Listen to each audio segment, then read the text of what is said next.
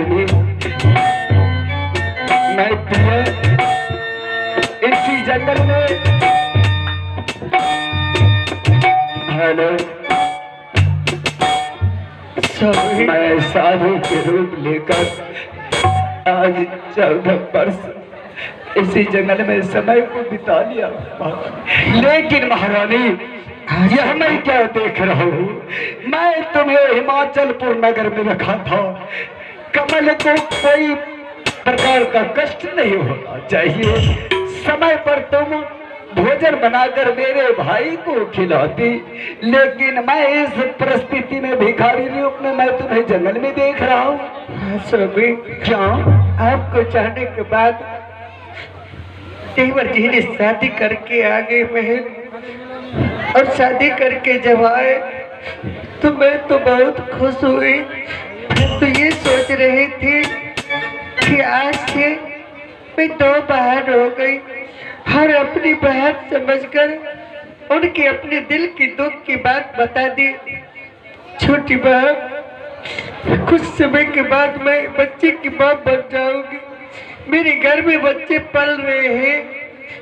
ये बातें तेवर जी से कह देना, और मुझे बहुत कष्ट हो रहा है।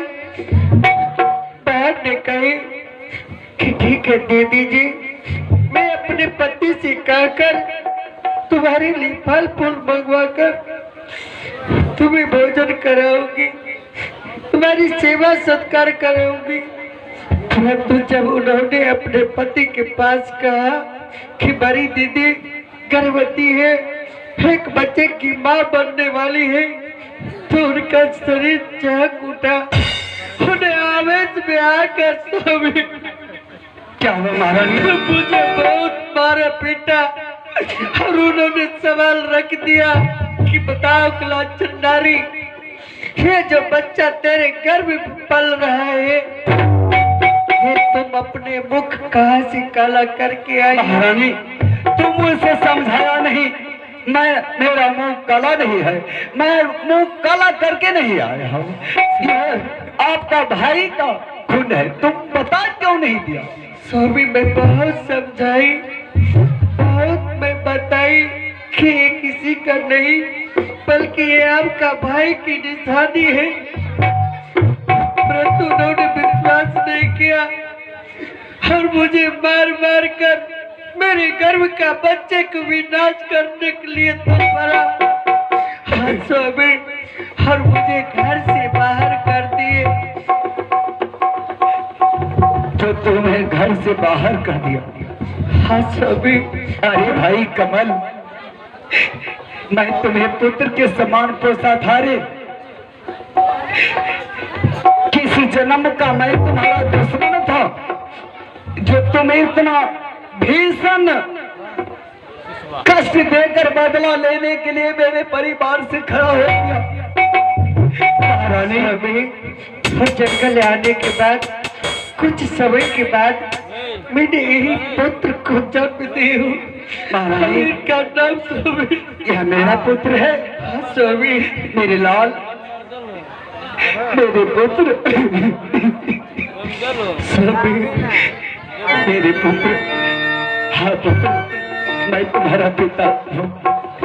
लगता है ईश्वर ने तुम्हारे जीवन को रक्षा करने के लिए पहले से मुझे जंगल में रखा था, जो मैं संग समय के साथ आकर मैं अपने पुत्र को बाघ के चपेट से बचाया। अपने पिता का प्यार दीजिए स्वामी। मेरे लाल, जरा सा भी तुम भयभीत होने का प्रयास नहीं करो। मेरे पुत्र, मैं तुम्हारा पिता हूँ। हे ईश्वर,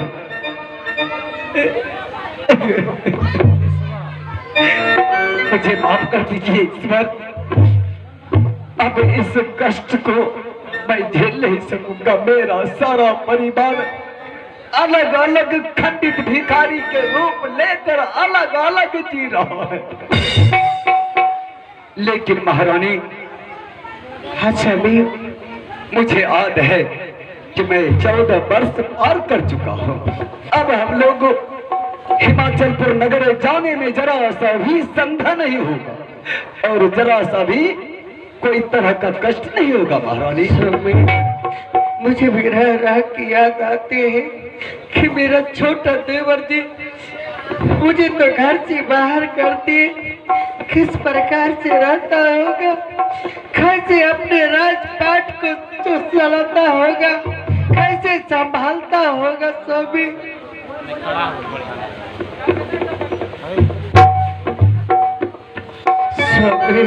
हेलो चेक हेलो लीजिए दोस्तों, आप लोगों के बीच इनाम के दौर में आगे हैं। दुनिया में तेरा है बराना,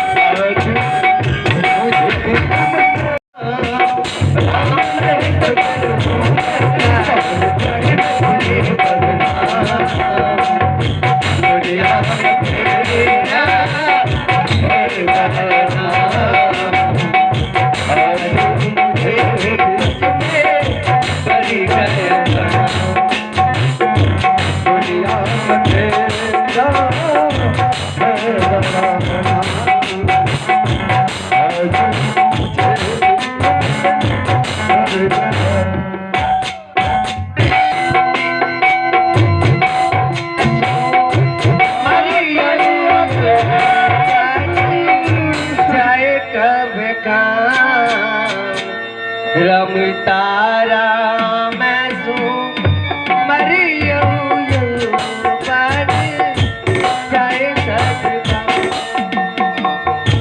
लंका के पति रावण हो जेकर बन के मकान, लंका के पति रावण हो जेकर के मकान, लागे लगे जाई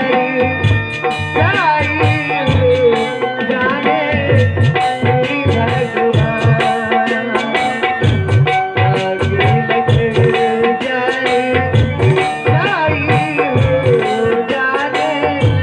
मेरी भगवान।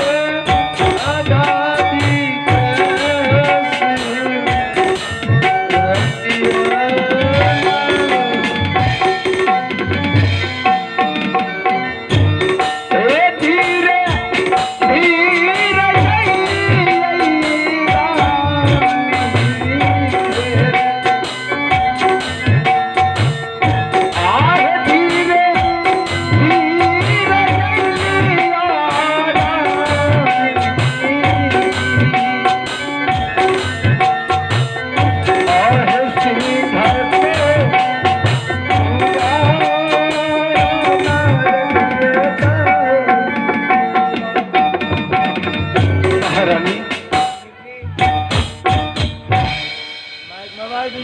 हेलो हेलो हेलो हेलो महारानी स्वामी जी, ये कैसा महल लग रहा है स्वामी जी?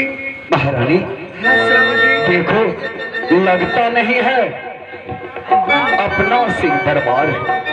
चारों तरफ उदासी छाया दे रहे हैं, एक भी व्यक्ति दरबार में नहीं देख रहा।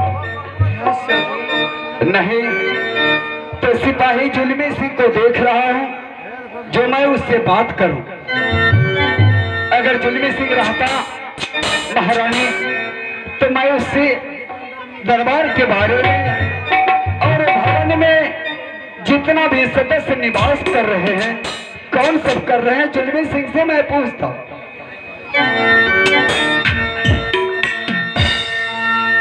हेलो स्वामी जी। हाँ महारानी। परंतु देवर जी कहाँ है? ये उसे भी नहीं देख रही हूँ। देवर जी अपने महल को छोड़कर कहाँ चला गया? भाई कमल, आखिर तुम इस महल को छोड़कर कहाँ चला गया है रे? तुमसे मिलने के लिए मैं तुम्हारे दरबार में आया हूँ।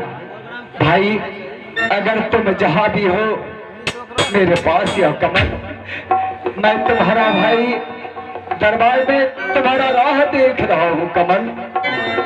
कि घर से तुम, अगर तुम मुझे देख रहा है तो तुम दरबार में आओ। हेलो स्वामी जी। महारानी कहाँ है? अगर इस जगह होता तो जरूर नजर में आता। मैं तो किसी को तो नहीं देख रही हूँ स्वामी। स्वामी, दारू बाबू दारू। उन व्यक्ति से पूछ सकते हैं स्वामी, जरूर कुछ जानता होगा। लेकिन महारानी, महल के पास में है तो जरूर देवर जी का पता जानता होगा। लेकिन महारानी शायद लगता है कि तुम्हें दिखाई नहीं दे रहा। और इधर मैं दिखा, देखो वह अपंग है, चलने के लिए पाँव नहीं है और खाने के लिए हाथ नहीं है। और तुम उससे जाकर पूछेगी, उसका हार मांस गल गल कर गिर रहा है। देखो कितना माछी और पिल्लू पड़ा हुआ है। उसने मेरे कमल के बारे में क्या सही ढंग से पता दे सकेंगे? स्वामी, आखिर अपने दरवाजे पर है, तोहरा जानता जरूर होगा। अकरण मारे बाबू,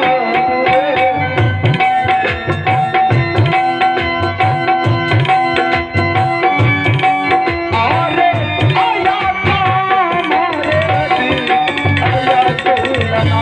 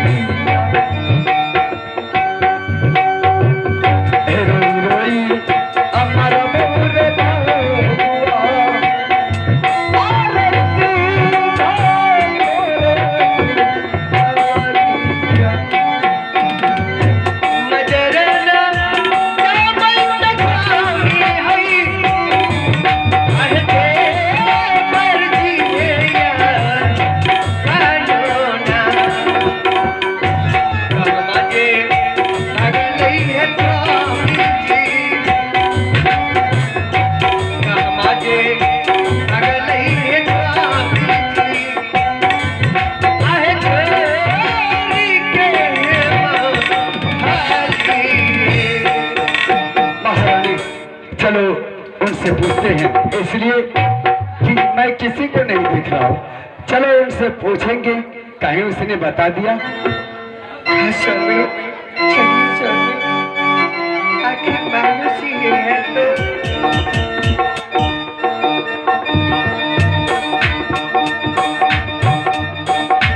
हेलो ए भाई, मैं आपसे कुछ पूछ रहा हूँ। क्या बाबू? क्या इसी गांव के रहने वाले हो या अन्यथा कहीं अदर बस्ती से आए हो? धीरे धीरे मैं तुमसे कुछ पूछना चाहता हूँ और तुम मुझे शुद्ध शुद्ध भाषा में बताओ। आओ इधर।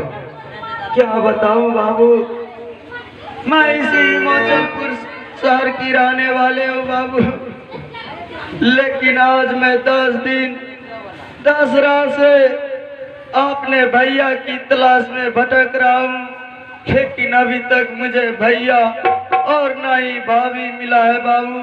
अगर आपको हमारे भैया के बारे में कुछ पता है तो बताइए बाबू। क्या तुम अपने भैया और से मुलाकात कर लो बाबू। क्या तुम अपने भैया और भाभी को खोज रहा है? हाँ बाबू। याद कर रहा है? हाँ बाबू। क्या नाम है तुम्हारा भाई का? बाबू मुझे बताओ, कहीं मुझे नजर